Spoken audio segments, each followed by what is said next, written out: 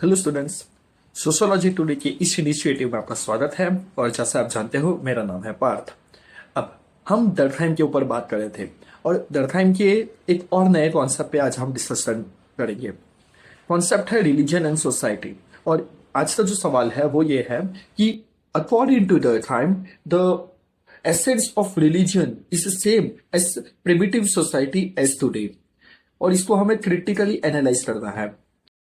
इसका मतलब क्या है कि दरखाइन ने ऐसा कहा था कि भाई जो रिलीजन का एसेंस है, जो उसका मर्म है, वो आज भी वही है जो पहले हुआ करता था। और इस चीज को हमें एनालिसिस करना है, और वो भी सारे दरखाइन के व्यू के अकॉर्डिंग। तो ये एक मॉडरेटली डिफिकल्ट मैं सवाल बताऊंगा, क्योंकि दरखाइन के जो एस्पेक्ट है रिलीजन के, पहले तो वो हमें पता होने चाहिए। जो 7 मेजर आर्ग्यूमेंट है दरखाइन की, वो हमें पता होने जरूरी है। इस 7 के फेवर में और 7 के अगेंस्ट में लिखना है। अब ये 150 मार्क का क्वेश्चन होने की वजह से आप 7 डायमेंशन को नहीं ले सकते। तो इट इज ओके अगर आप 7 में से 5-6 भी लिख लेते हो। तो अब यहाँ प्रॉब्लम कहाँ होगी कि आप इसको इंट्रोडक्शन कैसे देंगे। ये एक चैलेंजिंग टास्क है, क्योंकि ये एक स्टेटमेंट है। तो सबसे पहले इंट्रोडक्शन क्या होगा, तो यहां हमें बताना है कि डर्कहाइम का बेसिक व्यू, एक बेसिक फंडामेंटल व्यू क्या है रिलीजन को लेके। फॉर एग्जाम्पल, दरखान क्या कहता है कि ऐसी कोई भी चीज जो होली हो और वो ह्यूमन बिहेवियर को गाइड करे, वो रिलीजन है। अगेन, ऐसी कोई भी चीज जिसमें आप होली यानी कि पवित्रता मानते हो, दूसरा वो ह्यूमन बिहेवियर को गाइड करे, वो चीज रिलीजन है। फॉर एग्जाम्पल, आप चाहो तो ये इंट्रोडक्शन के बाद एक वो फिगर भी बता सकते हो कि जो पहले ट्राइबल सोसाइटी हुआ करती थी, फिर उसने एक क्लैन बनाया। क्लैन ने अपनी आइडेंटिटी के लिए एक सिंबल बनाया जिसको हम टोटम कहते हैं। वो टोटम को वो पवित्र मानने लगे, जैसे होलिज्म आने लगा, जो आगे जाके सोशल आइडेंटिटी बना और वहां से रिलीजन का ओरिजिन हुआ। तो ये फ्लो डायग्राम पे आप बना सकते हो एज यू विश। तो दरखाइन का ये व्यू है। इसके सपोर्ट में दरखाइन ने 7 आर्ग्यूमेंट दिए थे। चलो हर आर्ग्यूमेंट पे हम बात करते हैं और उससे कंपेयर भी करेंगे विथ रिस्पेक्ट टू क्वेश्चन। तो दरखाइन का पहला आर्ग्यूमेंट क्या था कि भाई रिलीजन इंडिपेंडेंट इन नेचर होता है, यानी कि वो ह्यूमन बिहेवियर को गाइड करता है। आज भी तो वही है, पहले मेले लगते थे, आज भी वो मेले लगते हैं। तो एसेंस तो सेम ही है ना। दूसरा, वो एक सोशल आइडेंटिटी बनाता था। जैसे पहले वो क्लेम का आइडेंटिटी था, टोटम एज ए सिंबल, पर आज वो नेशन आइडेंटिटी है। देख लो कहीं कितने सारे इस्लामिक नेशन है, हिंदू नेशन है जैसे नेपाल हो गया। तीसरा है बिलीव इन होलिज्म, जैसे हमने इंट्रोडक्शन में बताया कि भाई ऐसी कोई भी चीज जिसमें पवित्रता खोजते हो वो होना चाहिए।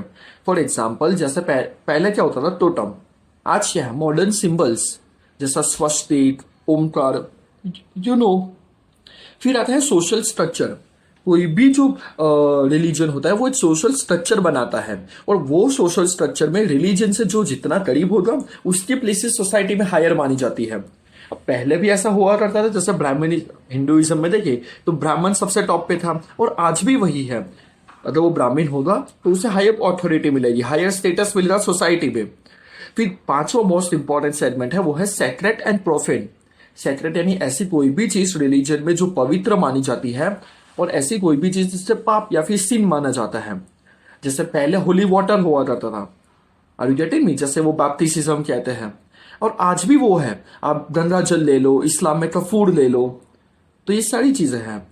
फिर आता है यूटिलिटेरियनिज्म, क्योंकि जो रिलीजन होता है वो एक कॉन्सेप्ट ऑफ वेलफेयर लाता है, और आज भी वो देखने को मिलता है। जैसे कि बात करते हैं वो पंजाब का अमृतसर वाला गोल्डन टेम्पल, जहां 24 आवर्स लंगर चलते हैं।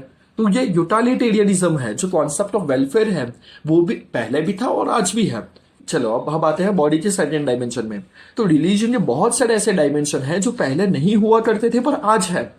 जैसे पहले रिलीजन मोनो रिलीजियस हुआ करती थी सोसाइटी, यानी कि सोसाइटी में एक ही रिलीजन हुआ करता था, पर आज ऐसा नहीं है। आज मल्टी रिलीजियस डाइवर्सिटी देखने को मिलती है।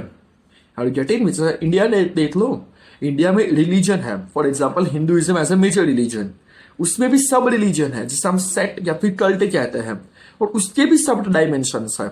जैसे हिंदुइज्म है, वहां शैविज्म, वैष्णविज्म है। वैष्णविज्म में भी इस्कॉन है, वो कृष्णा कल्ट अलग है, रामा कल्ट अलग है। और कितने मल्टी रिलीजियस डाइवर्सिटी होती है। दूसरा यह है कि पहले रिलीजियस सोसाइटी बहुत ज्यादा हुआ करती थी, पर आज क्या है, आज एथिज्म साइंस का डेवलपमेंट होने की वजह से एथिज्म बहुत राइज हो रहा है और कई जगह तो एथिज्म अपने आप में ही एक रिलीजन बन चुका है। तो ये भी है। तीसरा क्या है, तो पहले क्या होता था, सेक्रेट या फिर प्रोफेन, ये दो चीज होती थी, या तो पवित्र है या तो अपवित्र है।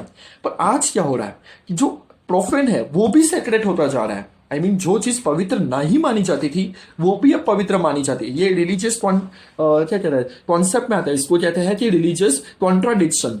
जैसे बलि देना, बलि हर रिलीजन का एक डोमिनेंट चीज है। चाहे आप तंत्रिज्म ले लो, वहां तो वो बहुत एक्सट्रीम जाते हैं। Are you getting me? फिर आता है, जैसे हमने पहले बात की कि भाई यूटिलिटेरियनिज्म आता है रिलीजन के साथ। इसके साथ साथ आज जो रिलीजन है उसकी आइडेंटिटी में इंडिविजुअलिज्म भी देखने को मिलता है। जैसे कि इंडिविजुअली क्या बिलीव करते हैं वो भी एक रिलीजन का अपना पार्ट है। Are you getting me? For example, individually मैं क्या मानता हूं वो भी मेरे रिलीजन के फॉर्मेट में आता है और ये में मुझे एक कॉन्स्टिट्यूशनली भी राइट मिलता है। फिर जैसे मैंने बताया कि भाई सेक्ट और कल्ट का राइज भी हुआ है। तो पहले जो रिलीजन मोनोथिसिस होता था, यानी कि एक ही रिलीजन है, तो आज वो विद इन सब रिलीजन्स देखने को मिलता है, जैसे आगे बात की हमने।